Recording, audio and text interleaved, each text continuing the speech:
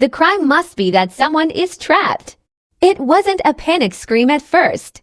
More like a quarrel. It's the kind of yelling of frustration with gritted teeth. A rescue worker is squatting in the cold tide. Above the wet chivalry. He paused to listen. Hear a man's voice answering in the cave. I said stop. You're hurting me. Then silence. This silence. Let every rescue worker. They stopped what they were doing. Look at each other. No one speaks. But everyone knows in their hearts. He may not survive the same thing. You all know that. It was an impossible task. This is today's cut. Wooden category to say about the Delibubas Cave. Adventure accident. This trip wasn't supposed to be a big deal. It's a simple Saturday night dig. We went to the Delibubas Cave. Not too deep. Not too complicated. 6 of them. Driving to Pennsylvania. The Berks County countryside. Mostly the same circle of weekend adventure enthusiasts. I've explored a few caves in the past. There are several narrow passages. But I've never encountered a situation like this. Robert Scott is the oldest member of the team. 36-year-old body cut, confident and stable. It's the kind of veteran who goes to the cave every now and then for years. Everyone else calls him the leader because he always carries a map with him. But there was another thing about Robert as well. Be quieter. He hates to show fear.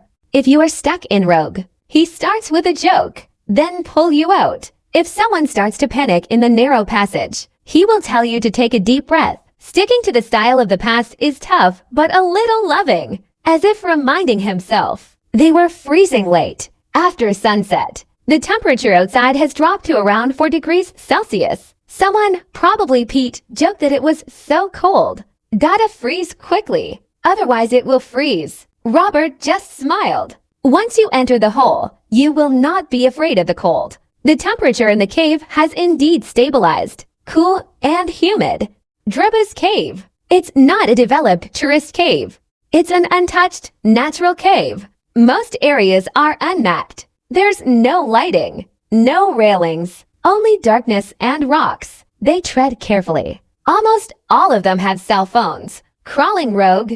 Occasionally someone hits their calf, or slipping in the mud to make a sound. Robert is always at the forefront. Calm and confident, instead of looking back and shouting out the direction, as if he had been here before. Maybe he did come, but even though he noticed how slippery the wall was, how narrow was that last crack, he didn't say anything either. And when they finally decided to return to the surface, neither the matchmakers nor Robert were aware of this. Only 5 of them were able to get out of the way. The accident happened shortly before 2 a.m. The team is almost out of the cave. Emotions were still running high. Some people have started talking about the greasy breakfast food. Meal, hot coffee. Then they came to that crack. That crack is not marked on any map. It's just a vertical line of limestone.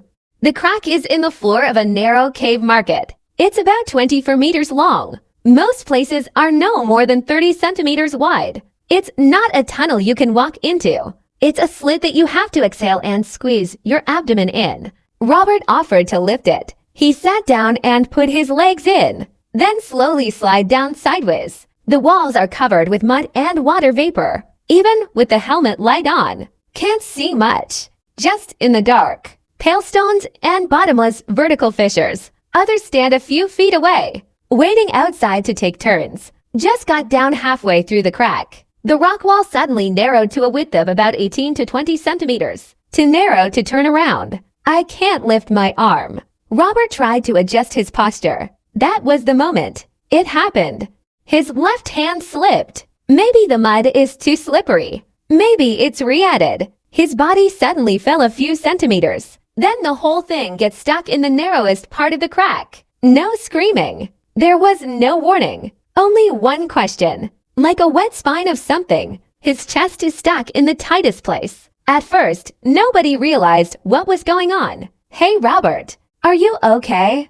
Didn't respond to me. I can't move. One of them hurried to approach, kneeling on the edge of the crack, shined down with headlights. Robertica is there. He was on his side with only one arm exposed. The twisted legs are all down there. His chest was heaving rapidly and faintly. He wasn't crushed, But I got stuck.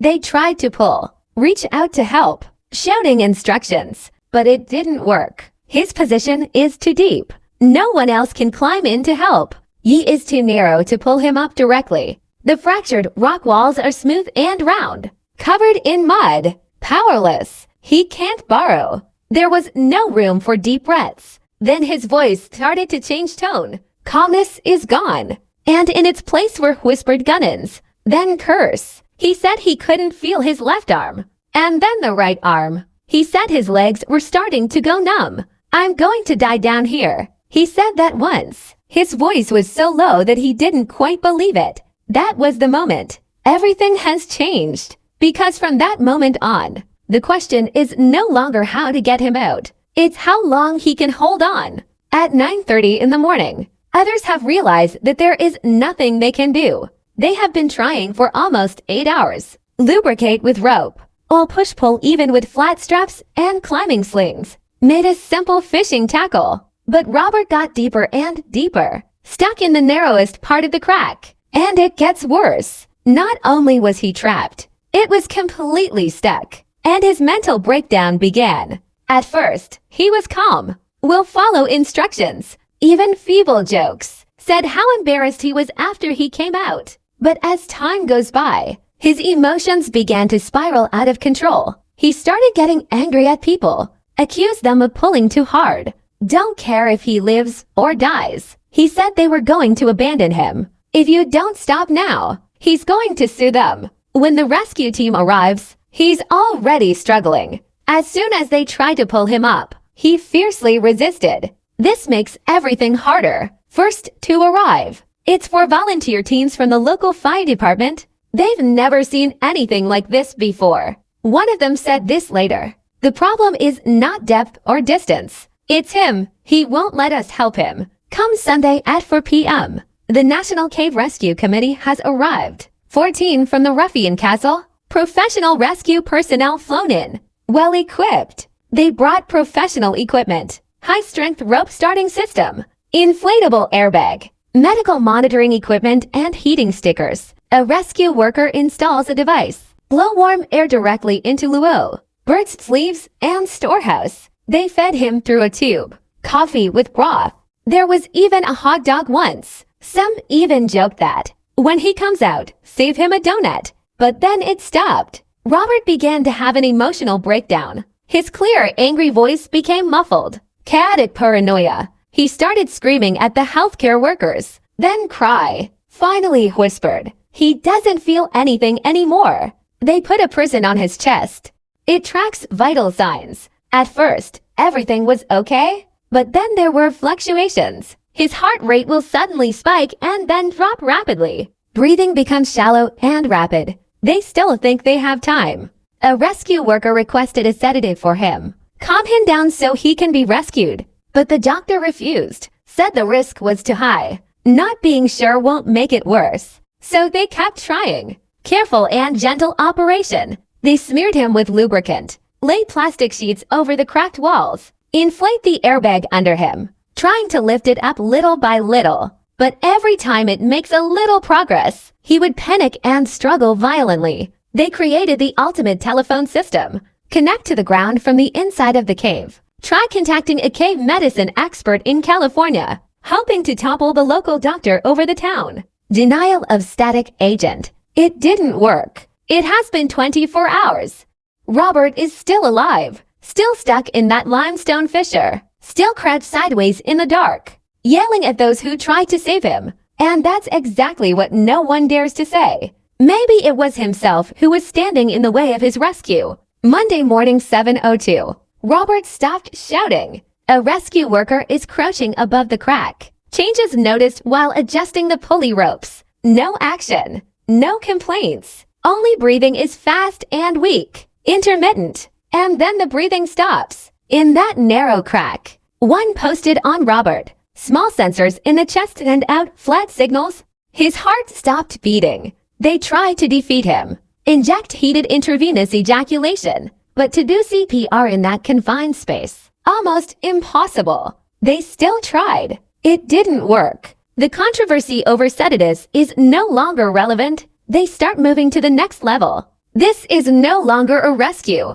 It's recovery. The team rearranged the lifting system above, ready to perform the operation that they least want to face. Forcibly pull out. They wrapped the lock tighter. Sling reinforcement. Movement is no longer gentle, no longer quiet. Little by little they pull. Robert's body was dragged between the rocks. There were traces of blood and lubricating all on the stone wall. And before laying, I was hoping to help with the rescue. Successful plastic precipitation. 12:25 noon.